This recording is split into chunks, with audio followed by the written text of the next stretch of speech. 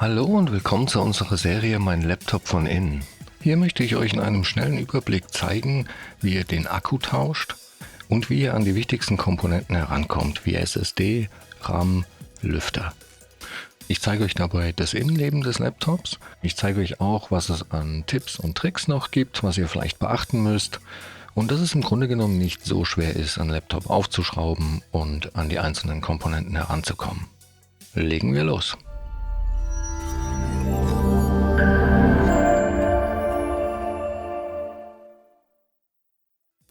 So, wir haben hier ein HP Envy X360 und ich zeige euch auch gleich, wie ihr an die genaue Modellnummer herankommt.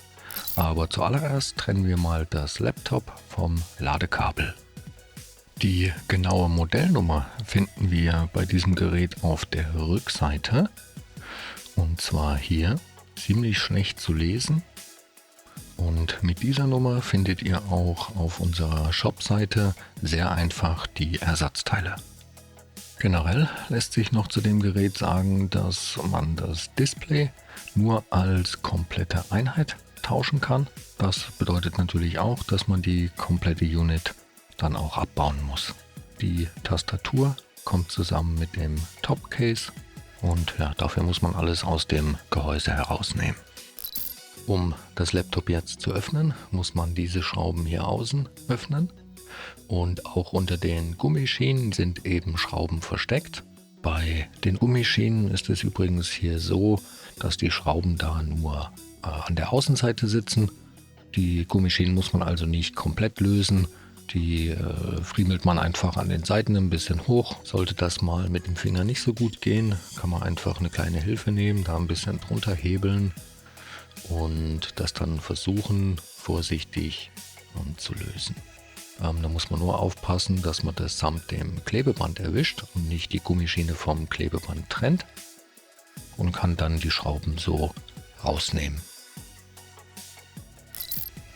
Zum Öffnen habe ich hier ein Universalwerkzeugset benutzt. Da sind alle gängigen Schrauben und auch Aufsätze mit dabei, sehr praktisch. Ich verlinke euch das auch in der Videobeschreibung, falls ihr da Interesse habt. Und als Aufsatz nehme ich hier für die Torx-Schrauben an der Front ein T5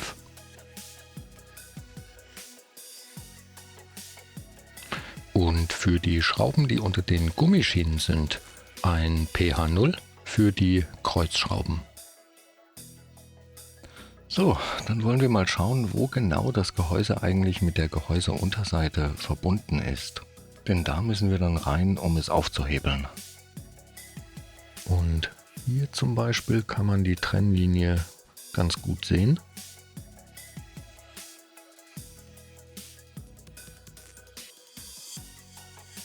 Und auch hier erkennt man ziemlich gut, wo die Verbindungslinie zwischen Gehäuse und Gehäuseunterseite verläuft.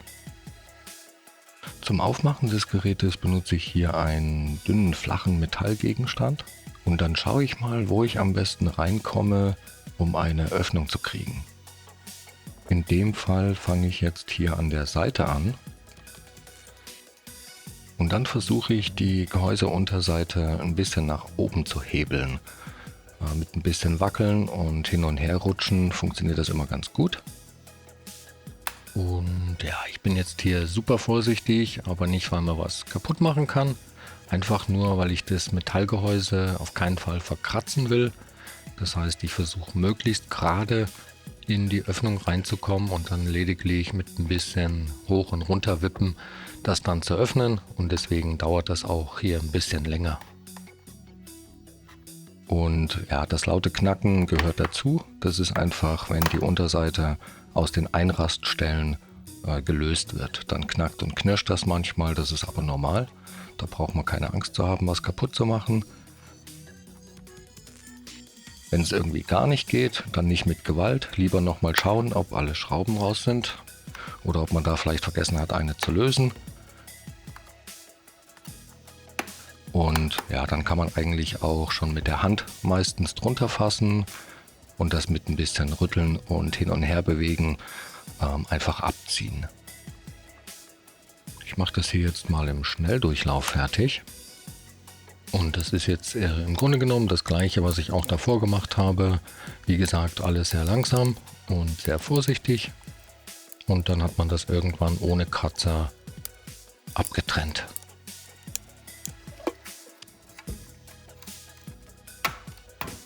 So, jetzt da wir die Unterseite gelöst haben, könnt ihr sie auch mal von innen sehen. Und so sieht dann das Gerät von innen aus. Gut, bevor wir jetzt irgendetwas weiteres machen, trennen wir aber auf jeden Fall erst einmal den Akku vom Mainboard, dass das Gerät auch wirklich keinen Strom mehr hat. Und den Akku sehen wir hier. Und da läuft das Kabel und der Stecker zum Mainboard. Bei diesem Gerät kann man den Stecker einfach rausziehen. Man kann den dazu auch am Kabelbund fassen und dann mit ein bisschen Wackeln einfach rausziehen. So, was können wir noch sehen? Wir sehen hier den RAM, der ist in dem Fall unter einer kleinen Metallabdeckung. Da ist die SSD, ebenfalls mit einer Abdeckung. Und hier sind die Lüfter und der Heatsink, der die CPU kühlt, und die GPU. Und hier noch das WLAN-Modul mit den beiden Antennen. Gut, um jetzt den Akku zu tauschen, muss man nur diese Schrauben hier lösen, die auch alle mit M2 auf dem Akku selber markiert sind. Und dann noch diese Kabel, die hier vorne vor dem Akku laufen, aus der Führung heraus lösen. Und danach kann man den Akku auch einfach nach oben hin aus dem Gerät nehmen und gegebenenfalls durch einen neuen ersetzen. Unter dem Akku sehen wir hier jetzt übrigens auch das Touchpad. Das lässt sich in dem Fall auch einzeln lösen. Dafür muss man nur diese Schrauben hier rausnehmen. Danach muss man noch das Kabel trennen, das den Akku mit dem Mainboard verbindet. Ist in dem Fall unter so einem kleinen Klebeband versteckt, das man einfach abtrennen kann. Und das ist hier mit einem Kippschalter verbunden. Den klappt man zuerst nach oben, nicht einfach dran ziehen. Und dann kann man das Kabel aus dem Stecker ziehen. Beim Wiederverbinden nur darauf achten, dass das Kabel wieder richtig drin sitzt, bis zu dieser Linie, die man hier sehen kann. Bis dahin einfach wieder reinstecken, was manchmal ein bisschen friemelig sein kann. Dann den Stecker einfach wieder zuklappen.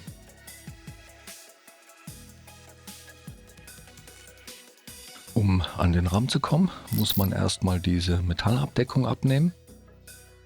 Die ist hier seitlich auch mit Klebeband nochmal fixiert. Und ja, auch die Abdeckung der SSD ist hier drüber geklebt. Kann man beides einfach abziehen, wobei man das obere Klebeband eigentlich gar nicht abnehmen muss. Da reicht es, wenn man die Abdeckung vom RAM nach oben hebelt, aber immer schön vorsichtig, dass man da nicht das Motherboard beschädigt. Und dann kann man das einfach so ein bisschen hochbiegen und kommt so an den RAM, ohne das Klebeband abmachen zu müssen. Um den eigentlichen RAM jetzt zu tauschen, zieht man nur diese beiden Klammern hier ein bisschen nach außen. Dann kommt einem der RAM so ein bisschen entgegen und man kann den einfach rausziehen. Umgekehrt geht genauso einfach: in den Slot stecken und nach unten drücken, bis die beiden Klammern wieder einrasten. Die Abdeckung steckt man einfach von oben wieder auf diese Clips hier drauf. Hier sehen wir die Clips mal von nahem und dann kann man die einfach nach unten hin wieder fest drauf drücken. Und ja, dann hat man das auch. So, unter dieser Abdeckung hier befindet sich die SSD.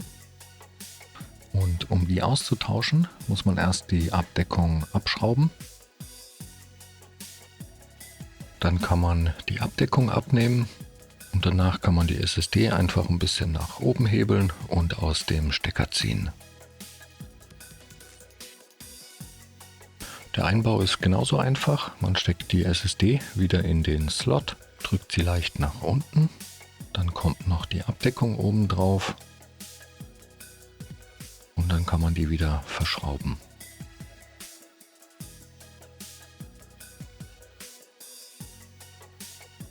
Den Lüfter kann man bei diesem Gerät auch einzeln tauschen. Dafür löst man diese Schrauben hier. Und die beiden Lüfter sind auch miteinander verschraubt. Das heißt, die beiden mittleren Schrauben halten in dem Fall beide Lüfter und die muss man lösen, egal welchen von beiden Lüftern man tauschen möchte. Zudem ist auch hier ein richtig großes Klebeband noch drüber. Das kann man aber einfach abziehen. Auch das Lüfterkabel selber, welches den Lüfter mit dem Mainboard verbindet, muss man trennen. Und hier ist es so, dass die Kabel sehr dünn sind. Da sollte man also nicht direkt dran ziehen, eher versuchen, den Stecker seitlich zu fassen und dann mit ein bisschen hin und her rütteln rauszuziehen. Oft empfiehlt es sich auch, erst den Lüfter auszubauen und dann das Kabel zu trennen, einfach weil man da mehr Platz und mehr Raum hat, um zu arbeiten. Sind die Schrauben dann entfernt, kann man den Lüfter einfach aus dem Gehäuse nehmen und gegebenenfalls durch einen neuen ersetzen. Der Einbau funktioniert jetzt in umgekehrter Reihenfolge genauso wie der Ausbau. Auch hier empfiehlt es sich manchmal, den Lüfterstecker erst wieder zu verbinden und dann den Lüfter einzulegen. Da auf jeden Fall darauf achten, dass das Kabel bzw. der Stecker richtig drin und fest sitzt, damit am Ende der Lüfter auch wieder richtig arbeitet. Wir legen den Lüfter wieder in seine Position, können ihn dann verschrauben